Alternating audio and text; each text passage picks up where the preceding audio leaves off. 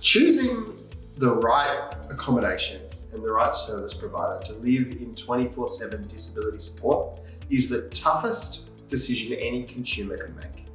You've got to find a provider and a place that is right for you. And I know how challenging a decision that is. This talk is simply to give you some tips on getting the best outcome. So before I kick off, my name is Daniel Kiriakou and I'm the Chief of Operations at Achieve Australia. We're a large disability service provider. We're a not-for-profit and we've existed for 60 years. We run a whole bunch of services: community participation, respite, support coordination, employment. But the bulk of what we do is disability accommodation. And so I'm going to give you some tips, 10 in fact, to help you get the right provider for you. Before we dive into the tips, let me give you a couple of technical terms you're going to need to know. Under the NDIS, the bricks and mortar, the accommodation that you move into, is now called Specialist Disability Accommodation, SDA. The provider of services, they provide services that are normally called something like SIL, Supported Independent Living, or ILO, Independent Living Options. But they're different things and you need to understand how they come together. So accommodation is one thing, services is another. I'm not going to tell you today how to go about getting that funding. I can tell you it's complex, it's tricky, and you need a great support coordinator and lots of support about getting it done. Take your time to go find the right people to help you do that. You're welcome to talk to my organisation or any others about how you get that right. But let's get started on the tips of being the best consumer and getting the best outcomes. Tip number one, you absolutely need to be clear about what you are shopping for. You need to know what you want and you need to be able to tell everyone you meet exactly what you're after. That includes your NDIS planner. That includes your support coordinator. And that includes every single disability service provider and accommodation provider. And what I mean by that is you need to know where you want to live, which suburb or which town. You need to know whether you want to live in a house, an apartment, or a duplex. Do you want a backyard or not? Does the house need to have a car or doesn't it? Does the house need to have any special disability specific items that you need to ensure that you're going to be able to, or the person that you care for is going to be able to live there happily? You need to know these things, write them down and be really specific about them. Tip number two, be ambitious and dare to dream. The disability accommodation market is exploding. We're here today at Crowd. This was one of the first ever high density apartment complexes built with platinum level disability accommodation in it. There are more than 35 people with disability living in this complex supported by Achieve Australia, and they all have their own apartments or they share with one other person. But since this happened a few years ago, more and more innovation keeps on happening in the market. For example, you can now have 24/7 accommodation, but live still with your mum or with your partner, or with your sibling or with a friend. You can have group homes, apartments, semis, duplexes. There's a whole array of different accommodation being built. So be courageous and be really specific about the kind of innovative model that's going to work for you and ask your providers to push the boundaries. Tip number three, and this is going to get a bit technical, but I want you to come along with me because it's really important. Under the NDIS, unlike the old disability system, the organisation that owns the bricks and mortar, your SDA organisation, can and should be different to your service provider. And the reason for this is it gives you greater choice and control. If you're really happy where you live, it's the right home for you, but the service provider doing the day-to-day services isn't up to scratch, then you can change the service provider. Or you might love your service provider and hate where you live and want to stick with them and move to a new spot. To do those things, it is much easier when they are different organizations. Otherwise, you can sometimes find yourself trapped where you want to change one provider, but stay where you are, but it's really hard if they own both. Tip number four is that you are choosing the providers as well as the home. So you've got to love the home. It's got to be right for you, but the providers have to be right too. So your SDA provider has to have the capacity and the commitment to continue to maintain the property you're moving into. Ask them, if there's a broken window, how many hours will it take them to have it replaced and fixed? What's their service agreements to ensure they're going to fix property? And you definitely need to put your disability support provider through a ton of questions because you're choosing them too. And so make sure you focus not just on getting the right property, but getting the right providers. Tip number 5 is about when you start going to look at different disability accommodation. Make sure it feels like a home. Some places you go don't feel like homes at all. They feel like workplaces. And that's not going to be a very nice place to live. I'm always a bit concerned if the house is way too spotless and clean and doesn't look lived in, or alternatively, if it's not clean enough. Here are some really simple things to check on each tour. Always ask permission to look in the fridge and to see the week's meal plan.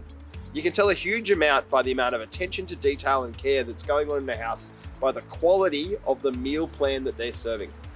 If you want to know that they have attention to detail and they keep the site clean, check the microwave. Because good service providers will be cleaning those microwaves regularly during the night shifts. Ask to look at the client files, or at least where they're stored, so that you can see that that place is well organized and has a system in place. Also, make sure if it's a sunny day and the washing's been on, that they've pegged it on the line, not used the dryer. In disability accommodation, the residents pay for the power bills. So they pay if the dryer runs. It's way easier for disability staff to shove clothes in the dryer, but when they're doing things well and right, it should be going on the washing line. That's just a few simple things to look at as you do the tour. Tip number 6.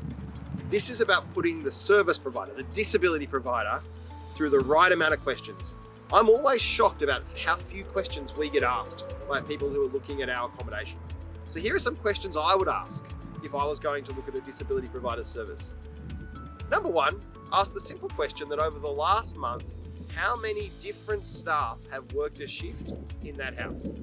It will give you a really good idea about whether there's really stable staff and lots of continuity or not. Make sure you get a specific number.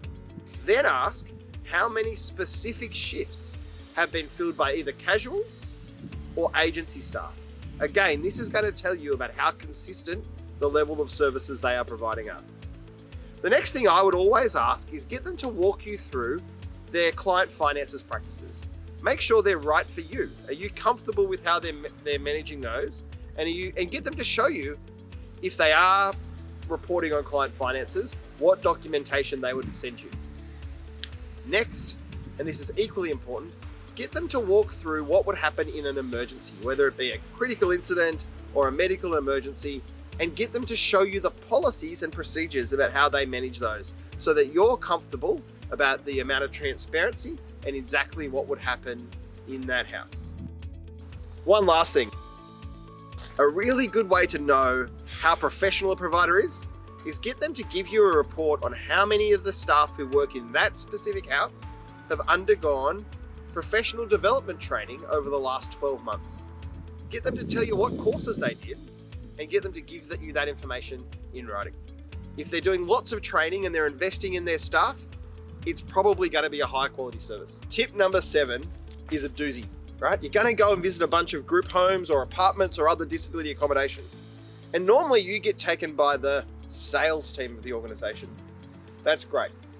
Ask them lots of questions, but seek out the frontline staff who work in those homes and talk to them, because they are the people that will engage with the purpose and with disability every day. Here are some tips. Get them to tell you what their daily job is like and get them to describe the people that live in the house. What's most important is the language they use. Do they speak about the people who live in that home like their peers, like they respect them and they deeply understand what their interests are and what they're passionate about? If that's what you hear from those frontline staff, what you're hearing about is a service which is probably pretty good to live in. If you're unsure about the language or it doesn't quite feel right, that's a pretty good sign those bonds and relationships aren't as strong as you'd like them to be. Tip 8. Ask the residents and their families lots of questions. We call this in the disability world socialization, where people get to go into a home and they meet the other people that live there if you're moving into a home with other residents. The process that the provider goes through to introduce you to new families and the clients is the same process they're likely to use if you live in the house. So 1, have a think about how you find the process, but also think about how you would feel if you're on the other side of the table. Are they really making an effort to make sure that the group that's going to be living together is the right match? Also, try and get a chance to speak to either the clients or their families separate to the service provider, so you can get their honest opinions about whether it's a great place to live. Tip number 9, expect lots of engagement before you move into a home. Both with the people you're going to be moving in with, so you should be engaging with the staff and the other people who live there multiple times. But also the service provider should be taking a deep interest in your needs. So they will be wanting to map out your healthcare needs, what makes a great day for you, what your individualized goals are while you're living there, how you like to live. The more effort they're putting into planning before you move in, the more focused they are on having a quality service when you get there, and the less surprises you're going to get, and the less surprises the provider's going to get. This can be a pretty onerous process. When it's done well, lots of information is shared. Often, if someone's moving out of home, a good provider will want to come and see how they live in their old home before they move, so that they've got a really good idea around what are the things that will make a good day for the person moving into the disability home. Tip 10, last one from me, trust your instincts.